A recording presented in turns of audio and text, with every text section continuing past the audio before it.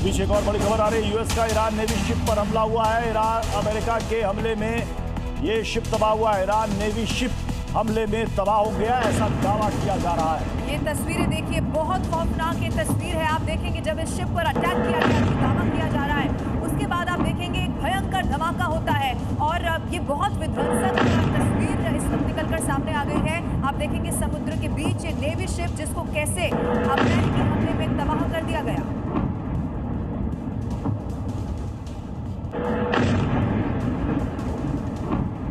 Iran के नौसेना बेड़े को खत्म कर रहा है अमेरिका, ताकि उसकी युद्ध लड़ने की जो भी क्षमता है, उसकी रणनीति, उन सब पर कड़ा प्रहार किया जाए। और ये दावा किया जा रहा है कि अब ईरान के पास बहुत ही कम मिसाइलें बची हैं। हालांकि ईरान का कहना है कि अभी जितनी भी मिसाइलें दागी गई हैं वो तो सिर्फ ट्रेलर था, पूरी पिक्चर अभी बाकी है।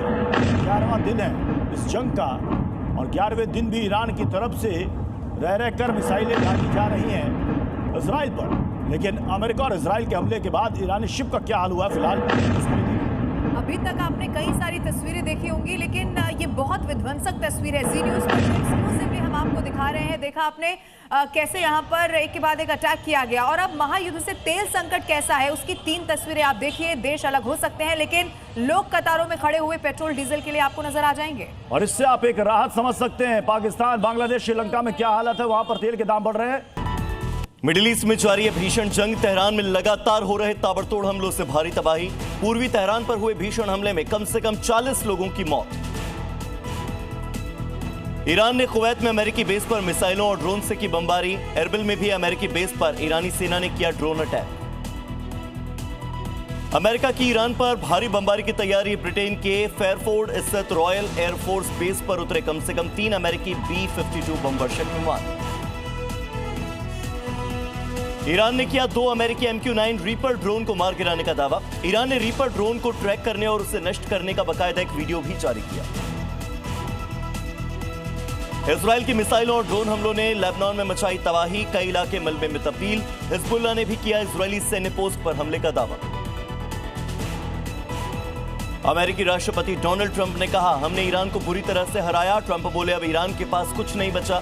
ईरान के पास न नौसेना है न वायुसेना, सैन्य ताकत खत्म हुई। मिडिल ईस्ट में जारी भारी तनाव के बीच LPG गैस सिलेंडर पर केंद्र सरकार का बड़ा फैसला। घरेलू गैस सिलेंडर की बुकिंग के बदले नियम। घरेलू गैस सिलेंडर की बुकिंग और डिलीवरी में 25 दिन का होगा अंतर।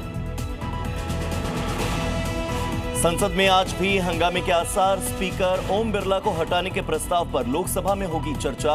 प्रस्ताव आने के बाद संसदीय कार्य मंत्री किरण रिजिजू करेंगे चर्चा की शुरुआत। गुरुग्राम के सिधरावली इलाके में हुआ बड़ा हादसा। निर्माणाधीन सोसाइटी की दीवार गिरने से 7 मजदूरों की हो गई मौत। ऑपरेशन रेस्क्यू लगातार जारी। प्रशासन ने दिए घटना की जांच के आदेश। महाराष्ट्र के भिवंडी में कचेरीपाड़ा इलाके के फ्रूट मार्केट में लग गई भीषण आग। चपेट में आए 5 से 6 गोदाम। बड़े नुकसान की आशंका।